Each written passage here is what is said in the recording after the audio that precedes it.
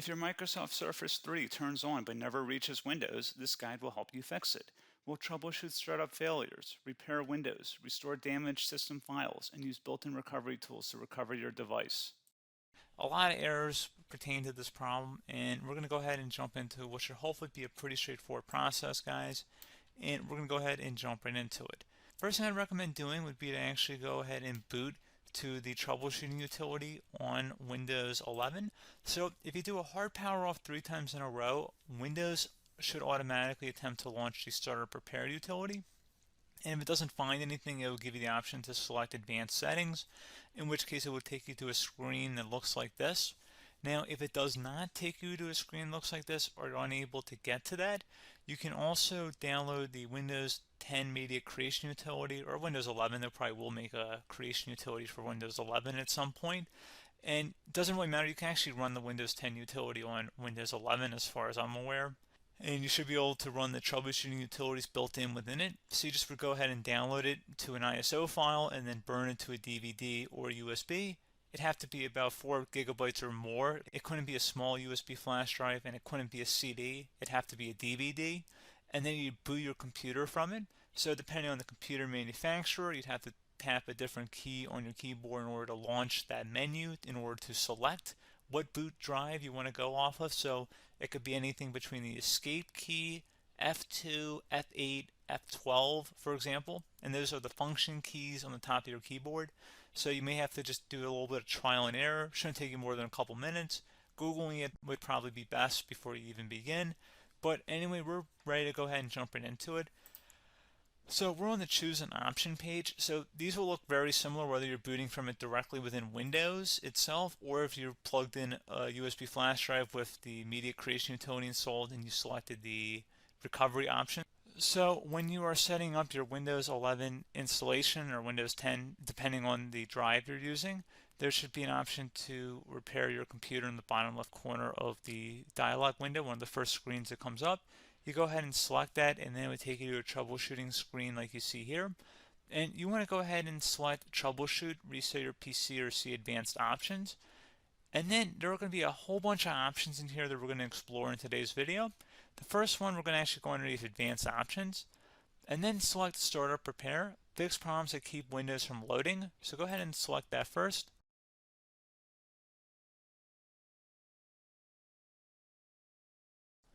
Okay, so you can see it could now repair our PC. That was our first option we could try.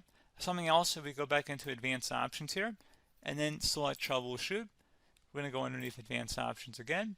You can go ahead and actually access safe mode by selecting startup settings. And then if you select the restart button, you have the option on the screen select safe mode with networking, which will give you a key on the screen. It'll tell you which key to press to enter that. I believe it's the F7 key. It'll do that for you. I'm not going to go over that in today's tutorial because I don't really want to go into safe mode, but you're more than welcome to attempt that by going into here and then selecting restart. Again, it'll launch another screen. It'll say what key do you want to press, and it'll give you like 7 or 8 different options, and you want to select safe mode with networking. There's also an option for a command prompt too, but that's going to be something we're going to cover later in this video, and we don't even have to go through that in order to access it. So that's why I'm not going to really push for that, because unless you know exactly what's causing the problem, you probably don't need to go into safe mode.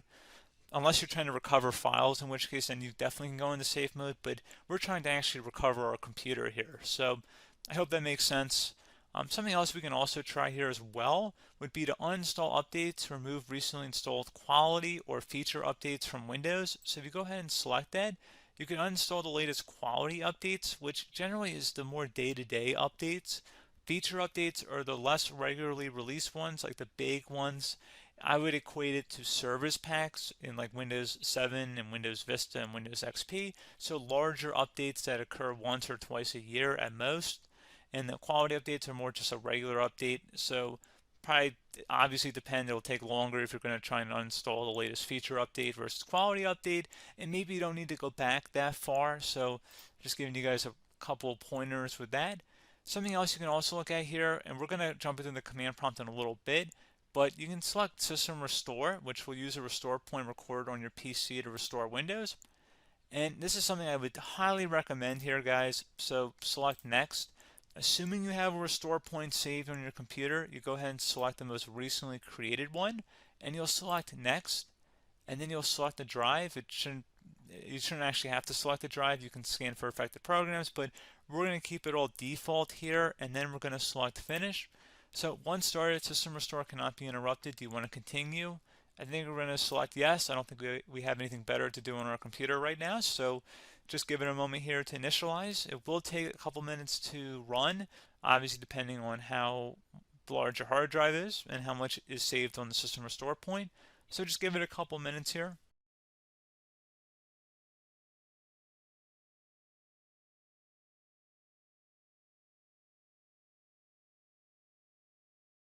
System has been restored successfully. We're going to go over a couple different methods in addition to that if that did not work. So I'm just going to pause the video and we're going to start back on the recovery screen that we started with. Okay, so a couple other things we can try here too. If you go back into troubleshoot, you can select reset your PC while you choose to keep or remove your personal files and then reinstalls Windows. You can select to keep my files, which will remove apps and settings but keeps your personal files. You can also select remove everything, which will remove all of your personal files, apps, and settings. So this is more of a factory reset, the second option here.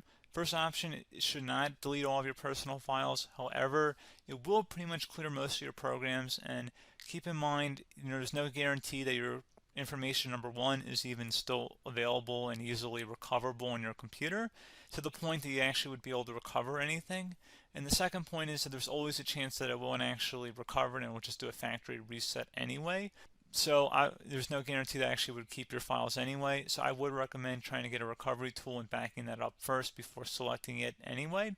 But again, those are a couple different options. And then something else you can try here if you go back to the choose an option. Another option, if you go underneath choose an option and select troubleshoot, advanced options, and now select where it says command prompt.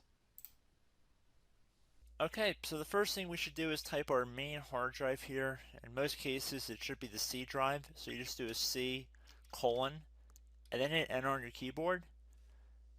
So once you're underneath the C drive, we're going to type in dir and then hit enter on your keyboard. It should have program files, users, and Windows all in there. That's how you know you're in the right directory.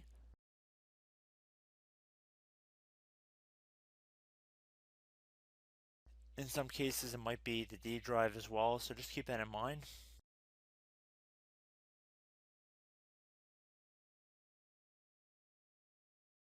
Next thing we're going to do is type in cd space / Windows / system 32 / config, and then you're going to hit enter on your keyboard.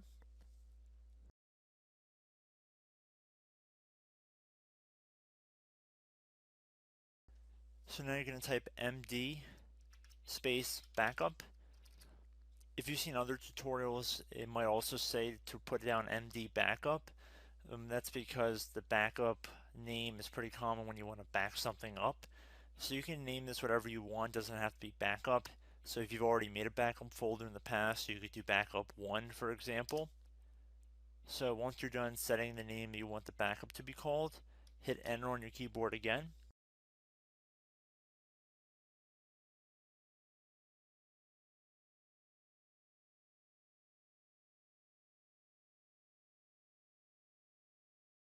At this point you want to type copy, C-O-P-Y, space, then you want to do the star symbol above the 8 key, then do a period or a dot, whatever you want to call it, then another star sign, and then another space, and then type backup, and then hit enter on your keyboard.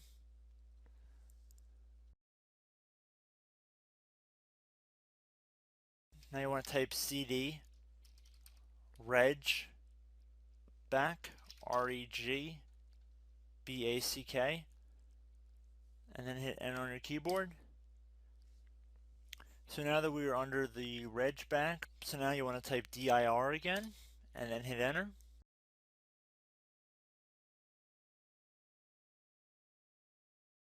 So now at this point we're going to type copy again. So copy, space, star sign,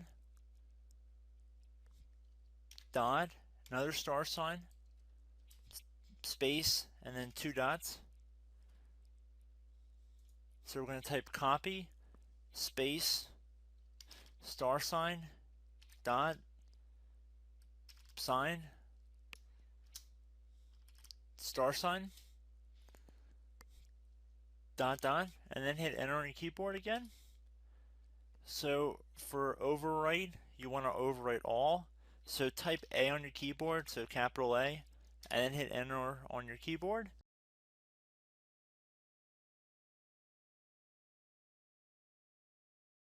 So at this point, you should be good to go. You can close out of the command prompt window, and if you accidentally continue to Windows 10, you should be all set. So I hope one of these 3 or 4 different methods we went through in this tutorial helped you guys out. Again, I'm not sure if you guys heard me earlier, but try to go back into your safe mode if possible and uninstall any programs you know might be conflicting with the Windows startup if you can get into safe mode. So just keep that in mind. Something very simple like that could be blocking up everything. So again, I hope this tutorial helped you guys out, and I will catch you in the next tutorial. Goodbye.